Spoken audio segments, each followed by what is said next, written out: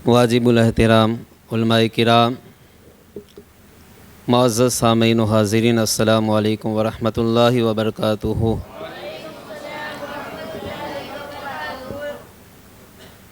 अल्हम्दुलिल्लाहि रब्बिल आलमीन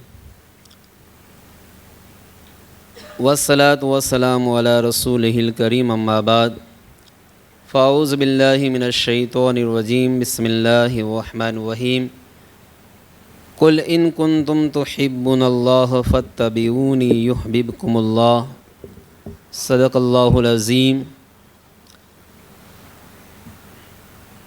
बेबरकतिन्नल्लाह व मलाइकतहु युसल्लूना अलन नबी या अय्युहल्लज़ीना आमनू सल्लु अलैहि व सल्लिमू तस्लीमा। अल्लाहुम्मा सल्लि अला सय्यिदिना मौलाना मुहम्मद व बारिक।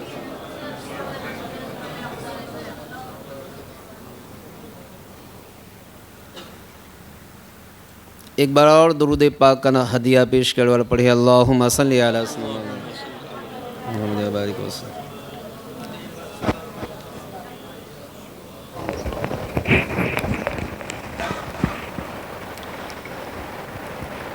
हज़रात मोहतरम, बिला किसी ताख़ीर और तमहीद के मैं गुफ्तगू का आगाज़ कर रहा हूँ। आज मेरा उन्वान है मोहब्बत रसूल और इश्क़ रसूल। इश्क़ रसूल और मोहब्बत रसूल ये ऐसी शय है कि बेजान चीज़ों में भी जान पैदा कर देती, पत्थरों में भी जान पैदा कर देती। हज़रात,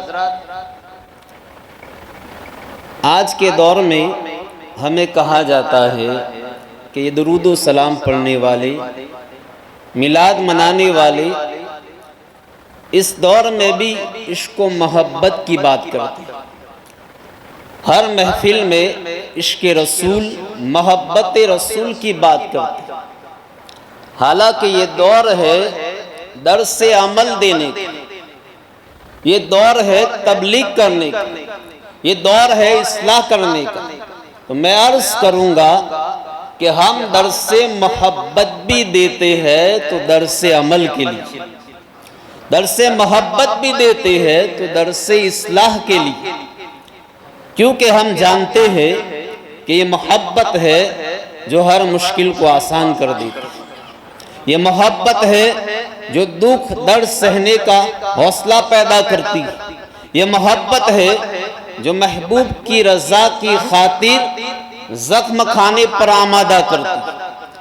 अब इस मोहब्बत रसूल का फ़ायदा क्या है, इश्क़ रसूल का फ़ायदा क्या है, तो सीरत मुस्तफ़ा की रोशनी में हम ज़रा रहनुमाई हासिल करते हैं। मेरे आका सल्लल्लाहु ताला अलैहि वसल्लम सहाबा किराम के साथ उम्रे का एहराम बांध के मक्का मुकर्रमा पहुँचे।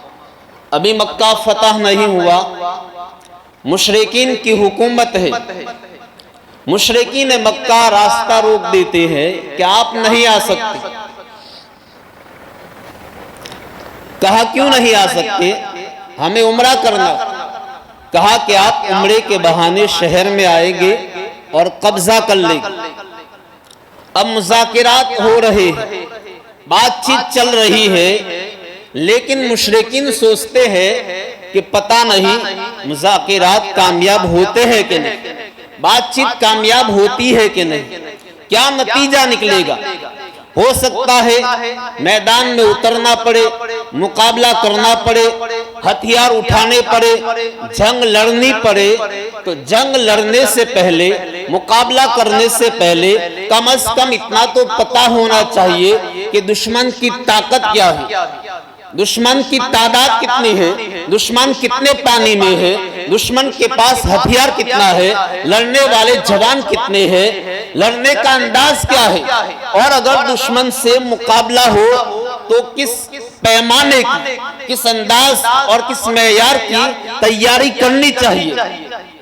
तो एक शख्स है उर्वा इब्ने मसूद सकफी, बड़ा जहादीदा शख्स, बड़ा तजर्बाकार है। दुनिया देखी है, सलातीन वक्त से उसका राब्ता रहा है। मुशरिकीन उससे कहते हैं कि हमें तेरी अकल, फहम, दानिश, तेरे मुशाहिदे पर हमें भरोसा, तेरे तजरबे पर हमें भरोसा है। तू जा और जायजा लेकर आ और बता कि मुसलमानों की ताकत क्या, मुसलमानों की तादाद कितनी, उनके पास लड़ने वाले सिपाही कितने और जंग लड़ने का अंदाज क्या है।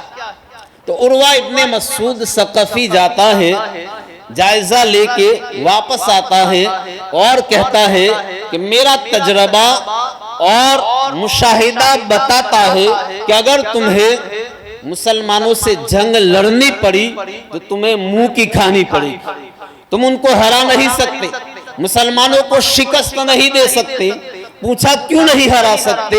तो उसने कहा कि सुनो, मैंने बड़े बड़े बादशाहों के दरबार देखे हैं, कैसर और किसरा के दरबार देखे हैं, उनकी आन बान देखी है, शानो शौकत देखी है, जाहो जलाल देखा है, रोबो दबदबा देखा है, उनका तुम तराक देखा है। लेकिन जिस तरह मुसलमान अपने नबी का अदब करते हैं, अपने नबी का एहतराम करते हैं, अपने नबी की ताज़ीम करते हैं, जिस तरह मुसलमान अपने नबी से मोहब्बत करते हैं, जिस अंदाज से करते हैं, ये अंदाज और ये मोहब्बत का तरीका, मोहब्बत का ये अंदाज और ये मंजर मैंने दुनिया में कहीं नहीं देखा। हदीस में आता है, वो फिर मिसाल भी देता कि किस अंदाज से मुसलमान मोहब्बत करते हैं। वो कहता है कि मुसलमान अपने नबी का इतना एहतराम करते हैं, इतना अदब करते हैं कि जब मुसलमानों के नबी वुजू करते हैं, वुजू का पानी हासिल करने के लिए मुसलमान सबकत करते हैं, बेहद कोशिश करते हैं और ऐसा लगता है कि पानी न मिलने के सबब वो आपस में लड़ पड़ेगी। और जब मुसलमानों के नबी कुल्ली करते हैं, नाक का पानी डालते हैं, तो मुसलमान अपने हाथ में ले लेते हैं, अपने चेहरों पर मलते हैं, अपने जिस्म पर मलते हैं।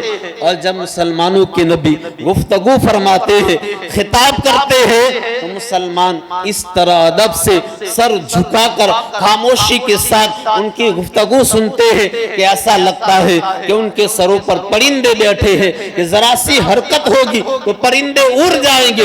लिहाजा मैंने जो मोहब्बत का अंदाज देखा है, मुसलमान जिस अंदाज से अपने नबी से मोहब्बत करते हैं, इतनी मोहब्बत करते हैं, इतना प्यार करते हैं, इतनी ताज़ीम करते हैं कि तुम मुसलमानों को हरा नहीं सकते।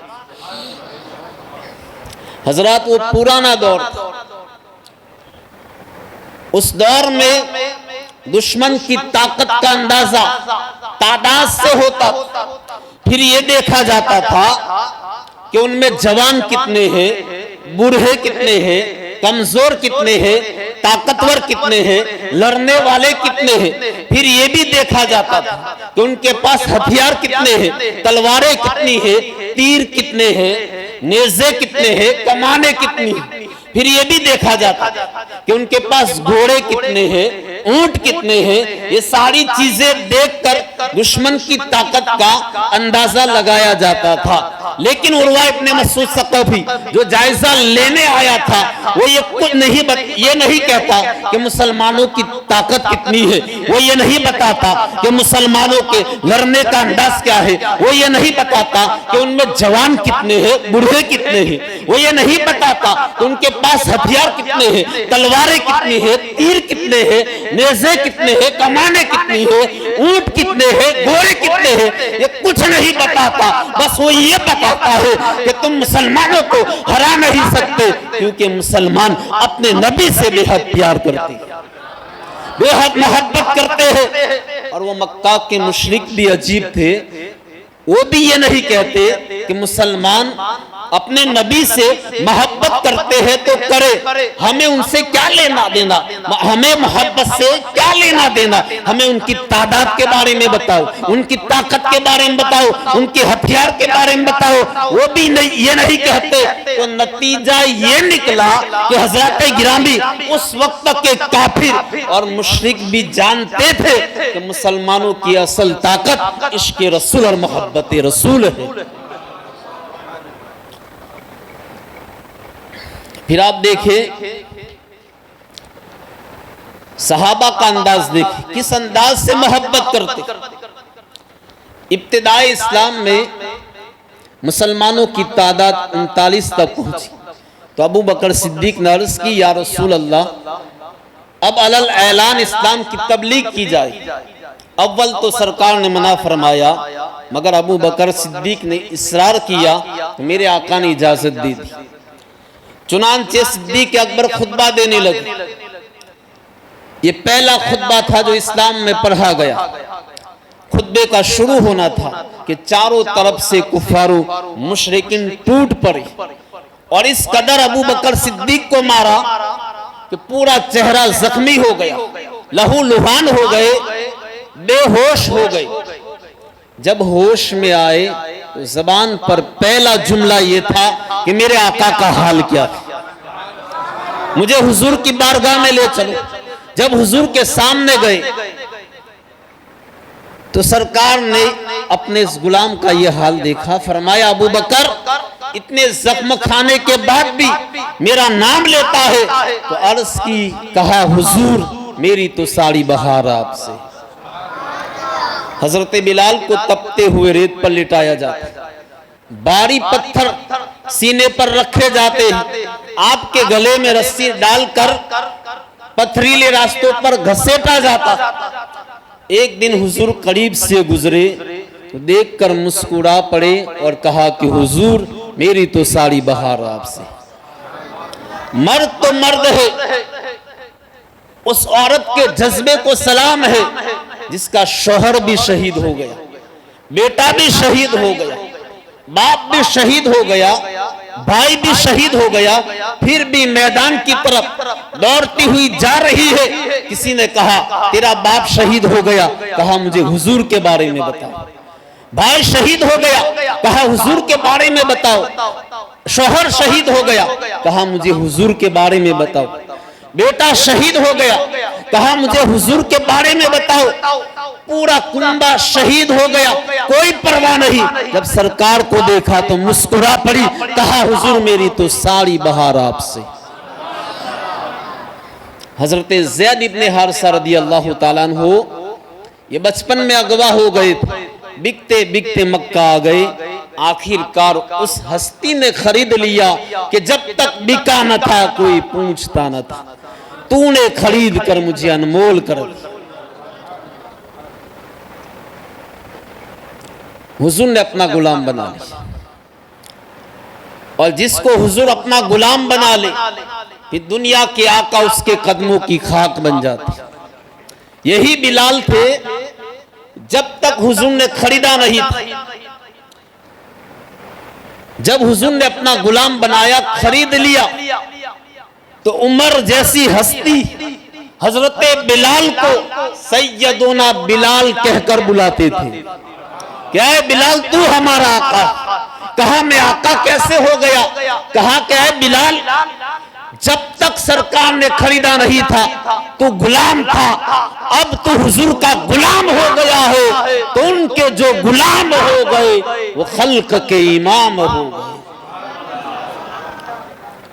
ज़ैद इब्ने हारिसा हुजूर की गुलामी में सुबह शाम हुजूर की जियारत करते, हुजूर का फैज हासिल करते, सुबह शाम हुजूर की देखते। उनके वालिद और चचा को पता चला कि हमारा बेटा मक्का में है और मोहम्मद सल्लल्लाहु अलैहि वसल्लम की गुलामी में है, तो उनके वालिद और चचा मक्का आए, हुजूर की खिदमत में हाजिर हुए और अर्ज किया कि आप हरम मक्का के रहने वाले, कैदियों को रिहा करने वाले, खाना खिलाने वाले हैं। ज़ैद हमारा बेटा है जो आपकी गुलामी में है। इस सिलसिले में हम आपके पास हाजिर हुए हैं। जितनी रकम चाहिए ले ले, जितना पैसा चाहिए ले ले, आप जैद को आजाद कर दे, रिहा कर दे। सरकार ने फरमाया कि अगर जैद तुम्हारे साथ जाना चाहता है, बगैर रकम के ले जाओ, बगैर पैसों के ले जाओ। जैद को बुलाया, फरमाया जैद ये तेरे वालिद है, ये तेरे चचा है। हजरत जैद अपने वालिद से मिलकर बहुत रोई, चचा से मिलकर बहुत रोए। इतने अरसे के बाद मुलाकात हुई थी। आप समझ सकते हैं, बेटा इतने अरसे के बाद बाप से मिल रहा है, क्या कैफियत रही होगी। सरकार ने फरमाया जैद ये तुम्हारे वालिद हैं, ये चचा है, ये तुम्हें लेने आए हैं, तुम्हें मुकम्मल इख्तियार है। अगर तुम जाना चाहते हो तो अपने वालिद के साथ जा सकते हो, चचा के साथ जा सकते हो। तो हजरत जैद ने क्या जवाब दिया, कहा कि या रसूल अल्लाह, मेरी माँ ने, मेरे बाप ने, मेरे अहलों, मेरे रिश्तेदारों ने, मेरे बहन भाइयों ने इतना प्यार नहीं दिया जितना प्यार या रसूल अल्लाह आपने मुझे दिया। लिहाजा मैं अपने बाप को छोड़ सकता हूँ, चचा को छोड़ सकता हूँ, रिश्तेदारों को छोड़ सकता हूँ, आपका दामन नहीं छोड़ सकता। जैद के वालिद ने कहा कि जैद तो गुलामी को, आजादी को गुलामी पर तरजीह देता। तो जवाब दिया कि जो मजा और जो लुत्फ गुलामी रसूल में मिला है, वो लुत्फ और वो मजा माँ बाप की आगोश में नहीं मिल सकता। सरकार इतना खुश हुए, जैद का हाथ पकड़ा, हतीम काबा के पास लाए, ऐलान किया कि लोगों गवाह हो जाओ, आज के बाद जैद मेरा बेटा। मोहब्बत करने वालों ने किस अंदाज से मोहब्बत की है।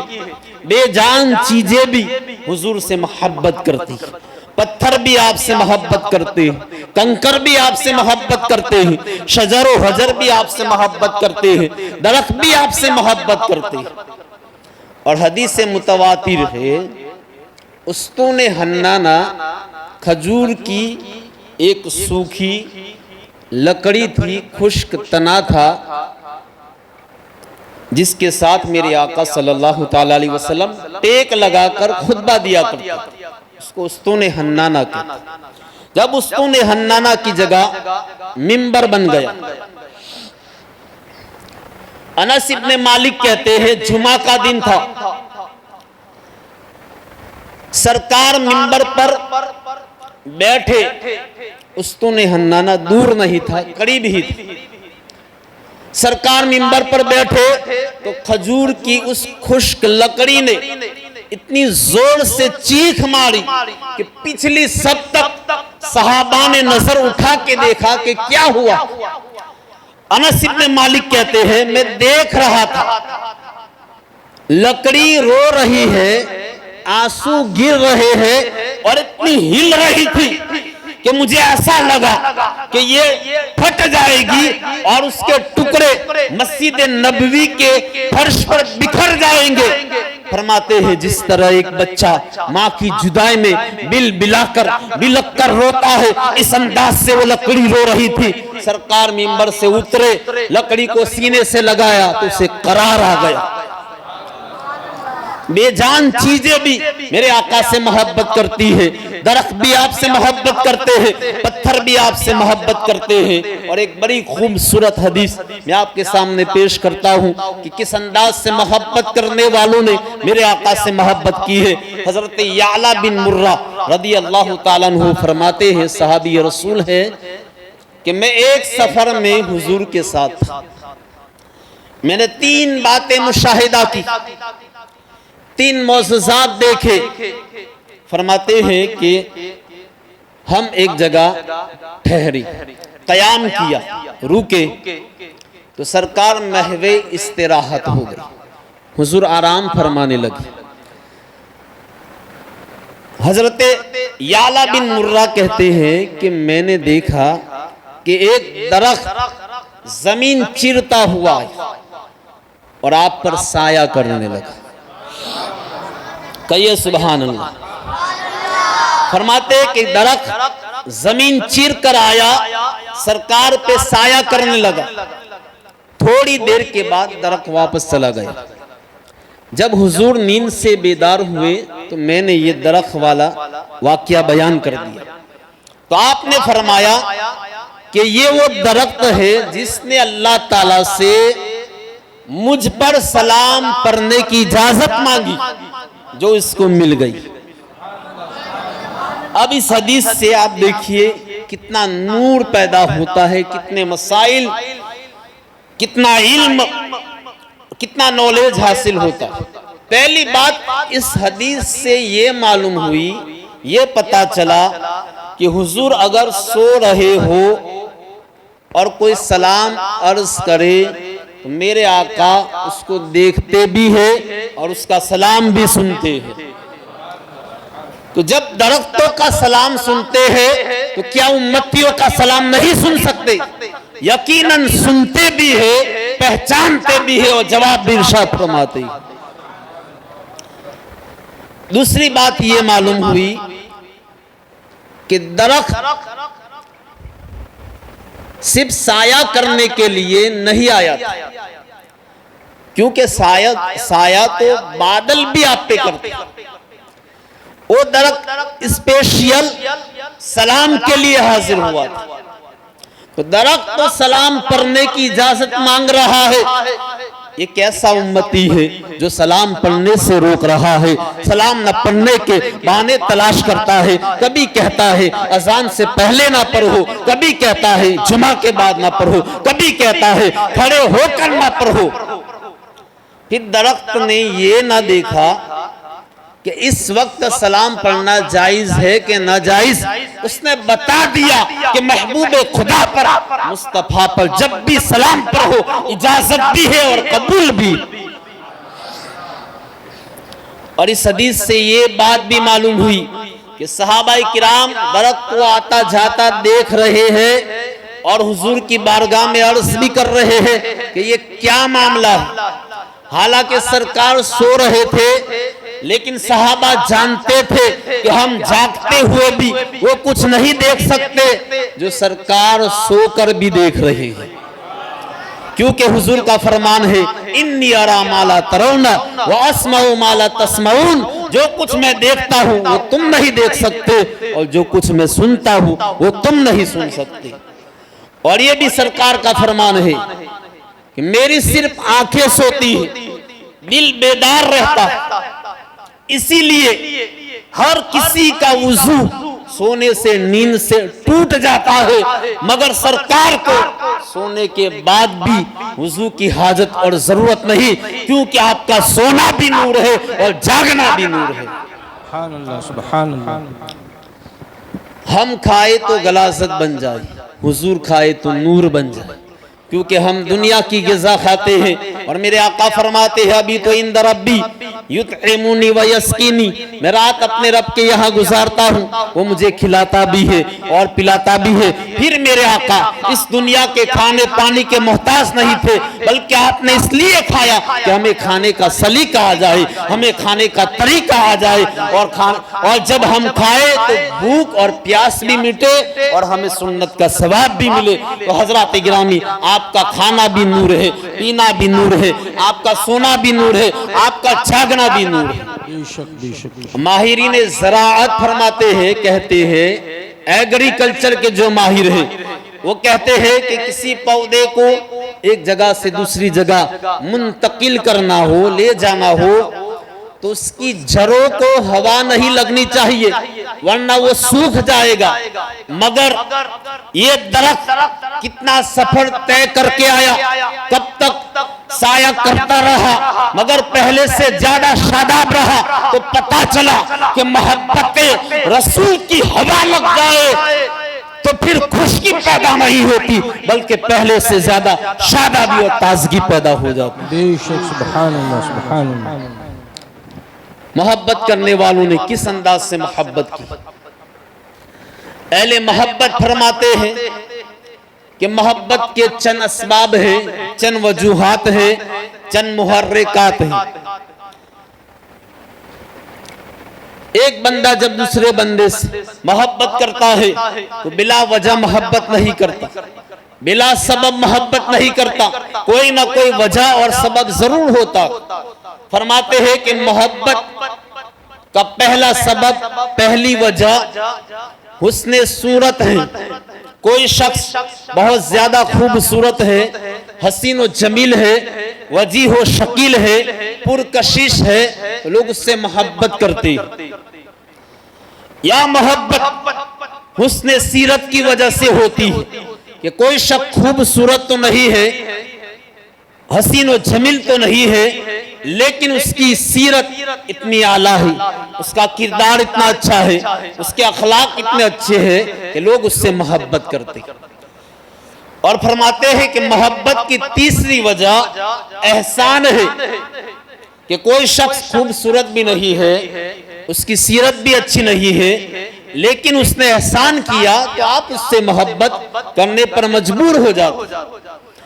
और अहले मोहब्बत फरमाते हैं कि मोहब्बत की चौथी वजह कुर्बत है, ताल्लुक है कि कोई शख्स खूबसूरत भी नहीं, अच्छी सीरत का हामिल भी नहीं, उसने कोई एहसान भी नहीं किया, लेकिन उसका आपसे ताल्लुक ऐसा है कि आप उससे मोहब्बत करते हैं। मसलन माँ को अपनी औलाद से, बच्चों से जो मोहब्बत होती है ये कुर्बत की वजह से होती है। मोहब्बत की चार बुनियादें हैं, या तो मोहब्बत हुस्ने सूरत की वजह से होगी, या हुस्ने सीरत की वजह से होगी, या एहसान की वजह से होगी, या कुर्बत की वजह से होगी। मोहब्बत अगर हुस्ने सूरत की वजह से करेंगे तो किससे करेंगे? हुस्ने सूरत, खूबसूरती की वजह से अगर हम मोहब्बत करेंगे तो किससे करेंगे? तो मोहब्बत हम उससे करेंगे जो कायनात में सबसे हसीन है। अब कायनात में सबसे हसीन कौन है? तो ये हर एक की अपनी पसंद है, अपने ज़ौक़ की बात है। किसी को लंबा कद पसंद है, किसी को छोटा कद पसंद है, किसी को मोटी आंख पसंद है, किसी को छोटी आंख पसंद है, किसी को सांवला रंग पसंद है, किसी को गंधुमी रंग पसंद है। तो हर एक की अपनी पसंद है। हो सकता है जिसको मैं हसीन कहूँ वो आपकी नजर में हसीन ना हो, और जिसको आप हसीन कहे वो मेरी नजर में हसीन ना हो, लेकिन जो हस्ती खाली के हुस्न की महबूब हो, खाली के कायनात की महबूब हो, वो तो हुस्न के हर मेयार पर पूरी उतरेगी। तो हुजूर अल्लाह के महबूब है और अल्लाह हुस्न का खालिक है, तो कायनात में सबसे हसीन मेरे आका है। मेरे आका से बढ़कर कायनात में कोई हसीन और जमील नहीं हो सकता। और सहाबाए किराम फरमाते हैं कि हमने हुजूर से बढ़कर किसी को हसीन नहीं पाया। फरमाते कान शम्स तजरी फी वजहिही, ऐसा लगता है कि जैसे सूरज आपके चेहरे का तवाफ कर रहा है। तो मोहब्बत अगर हुस्न की वजह से होती है तो कायनात में हुजूर से बढ़कर कोई मोहब्बत का हकदार नहीं हो सकता। फरमाते मोहब्बत का दूसरा सबब, दूसरी वजह हुस्ने सीरत है। जिसकी सीरत जितनी अच्छी होगी वो इस कदर मोहब्बत का हकदार होगा। और सीरत मुस्तफा की अजमत की गवाही कुरान दे रहा। फरमाया लक़द कान लकुम फी रसूलिल्लाहि उस्वतुन हसना। और एक मकाम पे फरमाया इन्नका लअला खुलुकिन अज़ीम। तो जिसकी सीरत की अजमत की गवाही कुरान दे रहा है उसकी सीरत कितनी खूबसूरत होगी।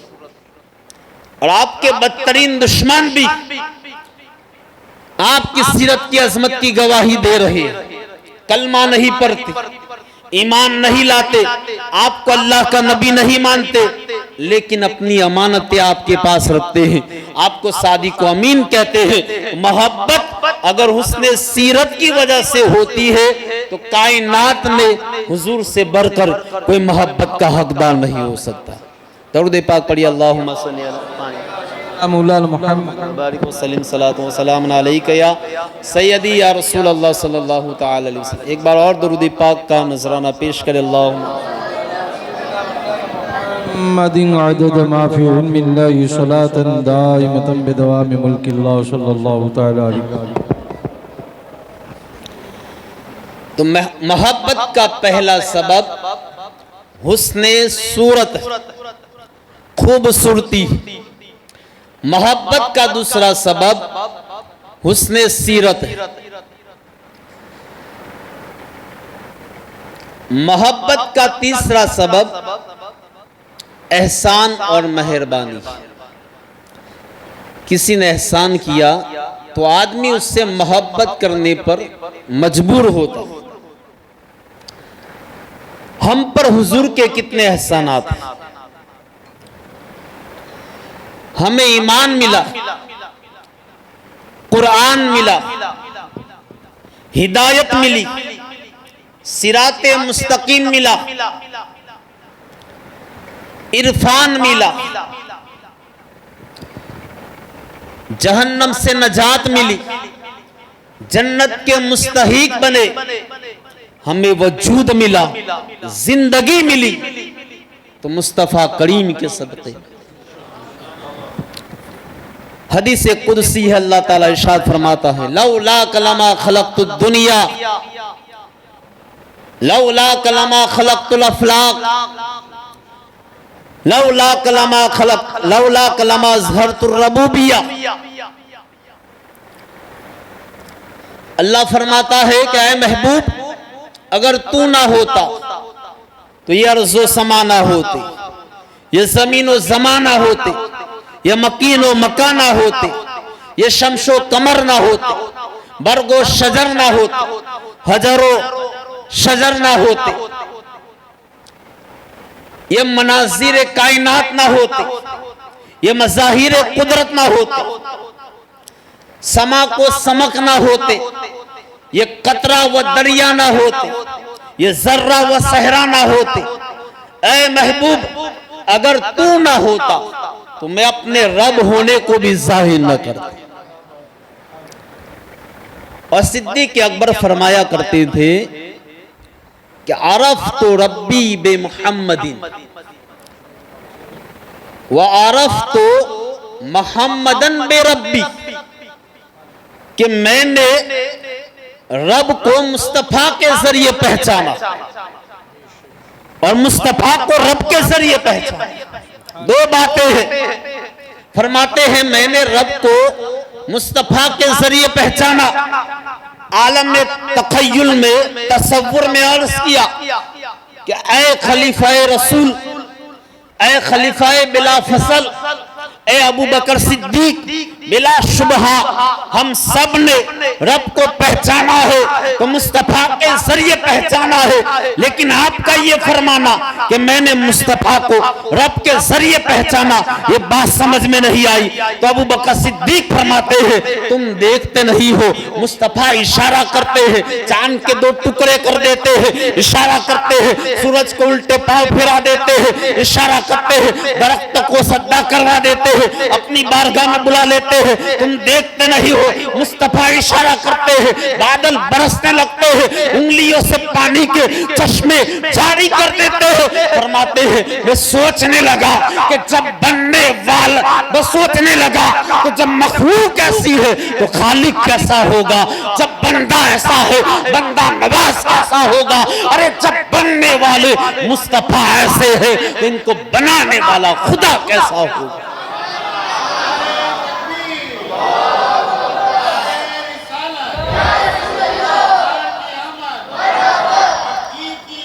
मरहबा मरहबा, जिंदाबाद जिंदाबाद। तो हजरात मोहतरम, ये हमारा वजूद, ये जिंदगी सरकार की वजह से। फिर हुजूर पर, हुजूर के हम पर कितने एहसानात हैं। आप देखिए विलादत से लेकर विसाल तक, इसके बाद भी हुजूर के एहसानात अपनी उम्मत पर जारी व सारी है।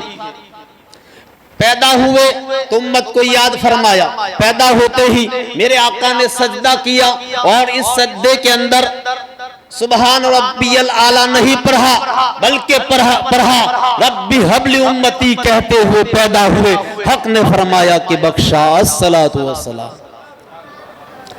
मेराज की रात रब्बुल आलमीन की बारगाह में उम्मत को याद फरमाया। विसाल के बाद कब्र अनवर में उतारते हुए देखा गया कि आपके लम्हाए अक़दस पर उम्मत की बख्शिश और नजात की दुआएं थी। रातों को जब सारा जहां महवे इस्तिराहत होता है, हुजूर अपना आराम छोड़कर हम गुनेगारों के लिए दुआएं फरमाते हैं। कयामत के दिन सख्त गर्मी के आलम में शदीद प्यास के वक्त सरकार हमारे लिए सर सज्जे में रख देगी।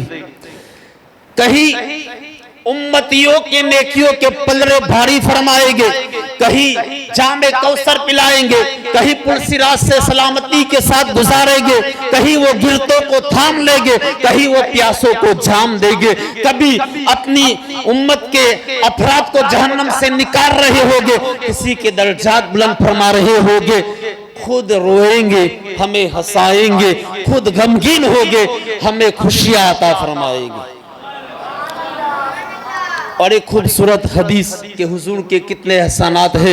हज़रत गिरामी हज़रत अनस इब्न मालिक रज़ी अल्लाह ताला अन्हु एक दिन बारगाही रिसालत में हाजिर हुए। अर्ज़ किया, या रसूल अल्लाह, क़यामत के दिन मेरी शफाअत कर देना। मेरे आका ने फरमाया, जरूर तेरी शफाअत करूंगा। अनस इब्न मालिक अर्ज़ करते हैं, या रसूल अल्लाह, क़यामत के दिन भीड़ भाड़ होगी, मखलूक खुदा का हुजूम होगा, नफ्सा नफ्सी का आलम होगा। ऐसे आलम में मैं आपको कहाँ तलाश करूं, आप कहाँ जलवागर होगे। मेरे आका ने फरमाया, ऐ अनस, क़यामत के दिन मेरे 3 ठिकाने होंगे, 3 मकामात पर मैं तुम्हें मिलूंगा। अर्ज़ की, या नबी अल्लाह, वो ठिकाने क्या है? तो सरकार ने फरमाया, फतलुबनी इंदल मीज़ान। ऐ अनस, मुझे मीज़ान अदल के पास तलाश कर लेना है। सरकार मीज़ान अदल के पास जलवागर होगे। मीज़ान क्या है? ये वो तराजू है जिसमें बंदों के अमल तोले जाएंगे, नेकियां तोली जाएंगी। हुजूर मीज़ान अदल के पास जलवागर होगे। क्यों? इसलिए कि अगर किसी उम्मती की नेकियां कम होगी तो सरकार अपनी रहमत से नेकियों का पलड़ा वजनी फरमा देंगे। अनस इब्न मालिक अर्ज करते हैं, या नबी अल्लाह, अगर आप मीज़ान अदल के पास नहीं मिले तो फरमाया, फतलुबनी इंदल हौज, मुझे हौज़े कौसर के पास तलाश कर लेना। हौज क्या है? खुद सरकार फरमाते हैं कि मेरा हौज 1 महीने की मसाफत का है, यानी इसकी लंबाई चौड़ाई इतनी है कि पैदल चलने वाला मुसलसल 1 महीने तक चले तो एक किनारे से दूसरे किनारे तक पहुंचेगा। और फरमाते हैं मेरे आका कि उसके जाम प्याले आसमान के तारों के बराबर है। जो शख्स एक बार मेरे हौज से पी लेगा फिर कभी प्यासा नहीं होगा। मेरे आका हौज़े कौसर के पास जलवागर होंगे। क्यों? कि उम्मत प्यासी आएगी, सरकार अपने मुकद्दस हाथों से जामे कौसर पिलाएंगे। अनस इब्न मालिक अर्ज करते हैं, या नबी अल्लाह, अगर हौज़े कौसर के पास भी आप नहीं मिले तो मेरे आका ने फरमाया, फतलुबनी इंदस सिरात, मैं पुलसिरात के पास हूंगा। पुलसिरात क्या है? जहन्नम के ऊपर एक पुल होगा जिसको पुलसिरात कहती है। हर शख्स को गुजरना, हर बंदे को गुजरना है, और जो गुजर जाएगा वो सीधा जन्नत में जाएगा, जो फिसल गया वो सीधा जहन्नम में जाएगा। पुलसिरात तलवार से ज्यादा तेज, बाल से ज्यादा बारीक है। मेरे आका पुलसिरात के पास जलवागर होगे और रब की बारगाह में दुआ मांग रहे होगे, रब्बे सल्लिम उम्मती, रब्बे सल्लिम उम्मती, या अल्लाह मेरी उम्मत को सलामती के साथ गुजार दे, या अल्लाह मेरी उम्मत को सलामती के साथ गुजार दे। तो अल्लाह ताला फरमाएगा, ऐ जिब्राइल, जब मेरा महबूब मेराज की रात मेरी बारगाह में आ रहा था, मेरा दीदार करने आ रहा था, तो उस वक्त तूने मेरे महबूब को क्या कहा था? जिब्राइल अर्ज करेंगे कि या अल्लाह, मैंने तेरे महबूब से कहा था कि या रसूल अल्लाह, आप अल्लाह की बारगाह में जा रहे हैं तो मेरी एक हाजत पूरी करवा देना कि कयामत के दिन जब आपकी उम्मत पुलसिरात से गुजरे तो मैं अपने पर पुलसिरात पे बिछा दूं ताकि आपकी उम्मत सलामती के साथ और आसानी के साथ पुलसिरात से गुजर जाए। तो अल्लाह फरमाएगा जिब्राइल उम्मत गुजरने को तैयार है, जा अपने नूरी पर बिछा दे ताकि मेरा महबूब भी राजी हो जाए, तेरी हसरत पूरी हो जाए और उम्मत सलामती के साथ गुजर जाए। तो जिब्रील अमी अपने पर बिछा देंगे, हम या रसूल अल्लाह का नारा लगाते हुए गुजर जाएंगे, क्योंकि रज़ा पुल से वजद करते गुजरिए है रब्बे सल्लिम सदाए मोहम्मद। हज़रात गिरामी, एक और खूबसूरत हदीस आपके सामने पेश करता हूं, जिसको आला हजरत के वालिद मोहतरम मौलाना नकी अली खान ने अनवारे जमाल मुस्तफ़ा ने फाक किताब में नकल फरमाया है कि क़यामत के दिन जब जहन्नम की आग उम्मत की तरफ लपक रही होगी, उम्मत का ताक़ुब और पीछा कर रही होगी, उम्मत भाग रही होगी, जब मेरे आका ये मंजर देखेंगे तो आपसे रहा ना जाएगा, मेरे आका फौरन सद्दे में सर रख देंगे, अर्ज करेंगे या अल्लाह मेरी उम्मत को बचा ले, मेरी उम्मत को बचा ले। तो अल्लाह फरमाएगा ऐ महबूब, ऐ प्यारे, अपना सर उठा। हुजूर अपना सर उठाएंगे, अल्लाह फरमाएगा महबूब अपना अमामा उतार दे, हुजूर अपना अमामा उतारेंगे। अल्लाह फरमाएगा ऐ महबूब अब अपनी उंगलियों से अपनी जुल्फों में यूं कंघी कर। तो सरकार जब अपनी उंगलियों से यूं जुल्फों में कंघी करेंगे और जब जुल्फ लहराएगी तो ऐसी खुशबूदार और ठंडी हवा चलेगी कि जहन्नम की आग बुझ जाएगी। वो किसी ने कहा कि जुल्फ लहरा कर जब वो आएंगे फिर कयामत में भी एक और कयामत होगी।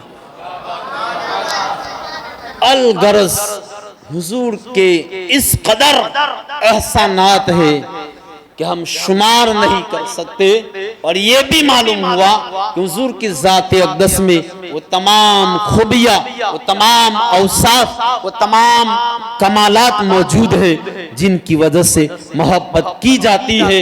तो हज़रात मोहतरम, मोहब्बत के जितने असबाब हैं वो तमाम खूबियाँ मेरे आका में मौजूद है, इसलिए कायनात का जर्रा जर्रा मेरे आका से मोहब्बत करता है, पत्ता पत्ता आपसे मोहब्बत करता है, नबातात और हैवानात आपसे मोहब्बत करते हैं, शजर व हजर आपसे मोहब्बत करते हैं। तो ये मोहब्बत के असबाब हैं। तो जिस तरह मोहब्बत के असबाब हैं हजरात, इसी तरह मोहब्बत की कुछ अलामात और निशानियाँ भी। एक निशानी में पेश करके गुफ्तगू ख़त्म करता हूँ। मोहब्बत की कुछ अलामात हैं जिन्हें देखकर यकीन हो जाता है कि वाकई ये बंदा फला से सच्ची मोहब्बत करता है। मसलन मोहब्बत करने वाला हर मामले में अपने महबूब की इताअत करता है, हर वक्त उसके जिक्र से अपनी जबान को तर रखता है, उसकी पसंद को अपनाता है, उसकी नापसंद से बचता है। तो मोहब्बत की पहली अलामत निशानी इताअत और इत्तिबा है। इसलिए हर उम्मत पर लाजिम है, उम्मती पर लाजिम और हक है कि जो बात हुजूर ने इरशाद फरमा दी उस पर अमल पैरा। मोहब्बत रसूल का तकाजा ये है कि हर मुसलमान हुजूर की सुन्नतों के मुताबिक जिंदगी गुजारे। सहाबाए किराम इताअत के किस मकाम पे फाइज थे, इसका अंदाजा एक हदीस से आप लगा सकते हैं। अब्दुल्लाह इब्न अब्बास फरमाते हैं कि हुजूर ने एक शख्स को देखा कि वो सोने की अंगूठी पहने हुए, तो आपने उसके हाथ से अंगूठी निकाली और फेंक दी और फरमाया क्या तुम में से कोई पसंद करता है कि वो अपने हाथ में आग का अंगारा डाले। हुजूर के तशरीफ ले जाने के बाद लोगों ने उससे कहा कि अपनी अंगूठी उठा ले और उसे बेचकर उससे फायदा हासिल कर, उसकी रकम को दीगर कामों में इस्तेमाल कर। तो उसने जवाब दिया कि खुदा की कसम, जिस अंगूठी को रसूलुल्लाह ने फेंक दिया है मैं उसे कभी नहीं उठाऊंगा।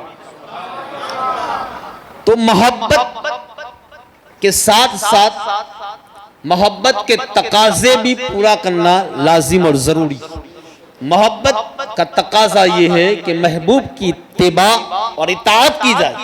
आप देखिए अशराए, आखिरी बात, अशराए मुबशरा का आपने नाम सुना होगा। अशरा कहते हैं 10 को, मुबशरा कहते हैं खुशखबरी को। यानी वो 10 सहाबा जिनको हुजूर ने जन्नत की बशारत दी, उनको अशराए मुबशरा कहते हैं।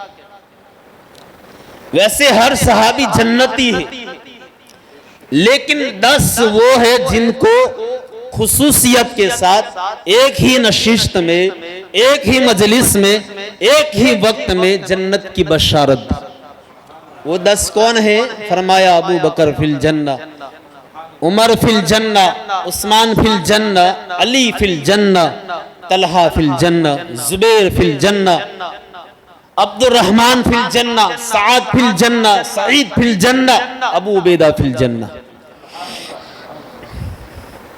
ये 10 वो है जिनको मेरे आका ने खुसूसियत के साथ एक ही मजलिस में, एक ही नशिस्त में, एक ही वक्त में जन्नत की बशारत दी। कभी गौर किया कि 9 क्यों नहीं, 11 क्यों नहीं, 10 ही क्यों? कभी सोचा आपने? तो बात दरअसल ये है कि जब किबले की तब्दीली का हुक्म आया, तब्दीली ये कि पहले हमारा किबला बैतुल मक़दिस था। मेरे आका ने कई महीने उसकी तरफ रुक करके नमाज पढ़ी। तो जब किबले की तब्दीली का हुक्म आया तो उस वक्त सरकार मस्जिद किबलतैन में बैतुल मक़दिस की तरफ रुक करके नमाज पढ़ा रहे थे।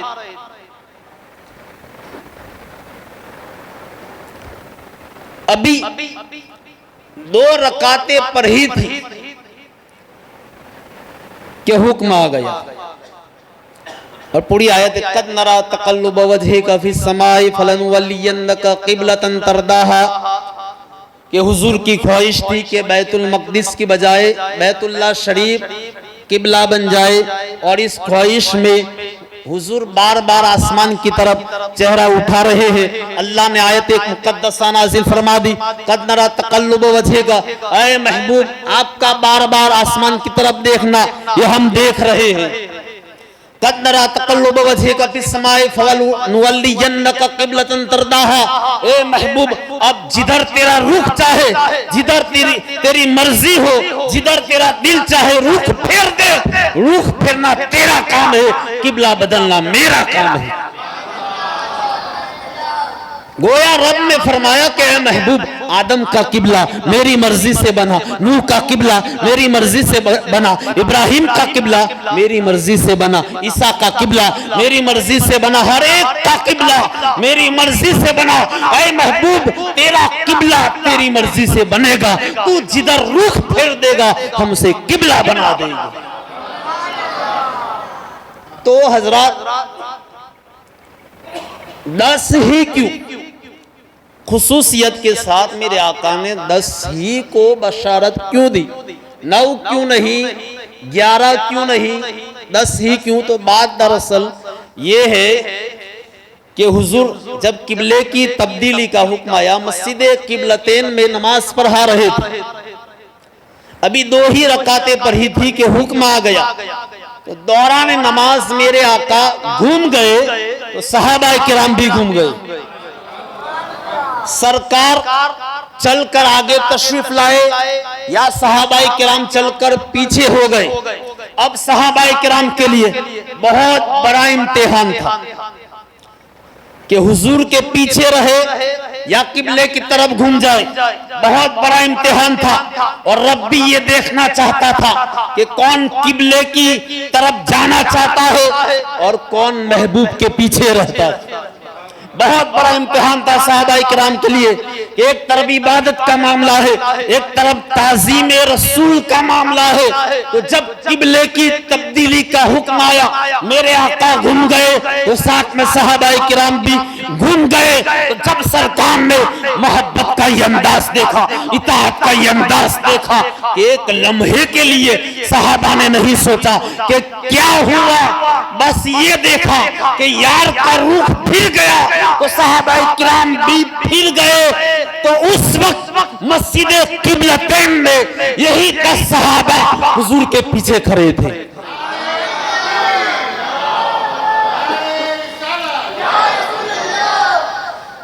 किबले की तब्दीली का हुक्म आया, उस वक्त मेरे आका के पीछे यही 10 जलीलुल कदर सहाबा किराम मौजूद थे। तो जब मेरे आका ने इताअत का ये अंदाज देखा, मोहब्बत का ये अंदाज देखा कि एक लम्हे के लिए 10 में से किसी ने नहीं सोचा क्या हुआ है, बस ये देखा मुस्तफा घूम गए हैं, ये भी घूम गए। तो जब नमाज खत्म हुई मेरे आका ने फरमाया, अबू बकर तू जन्नती है, उमर तू जन्नती है, उस्मान तू जन्नती है, अली तू जन्नती है, तलहा तू जन्नती है, साद तू जन्नती है, जुबैर तू जन्नती है, अब्दुर्रहमान तू जन्नती है, अबू उबैदा तू जन्नती है। सुभान अल्लाह, सुभान अल्लाह, सुभान अल्लाह। तो हजरात, इससे क्या पता चला, जिससे मोहब्बत होती है फिर उसकी अदाओं को भी अपनाया जाता है, उसके अंदाज को भी अपनाया जाता है, उसके तौर तरीके को भी अपनाया जाता है।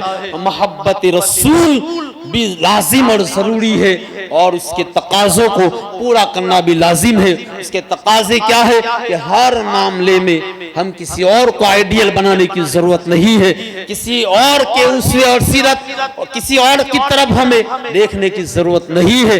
हर मामलात में मेरे आका को आइडियल बनाओ, आपके उसवा को, उसवा-ए हसना को, सीरत मुक़द्दसा को सामने रखकर ज़िंदगी गुजारो। तो हज़रात, दुनिया में भी कामयाबी है और आखिरत में भी कामयाबी है। व आखिर दावाना अनिल हम्दुलिल्लाहि रब्बिल आलमीन।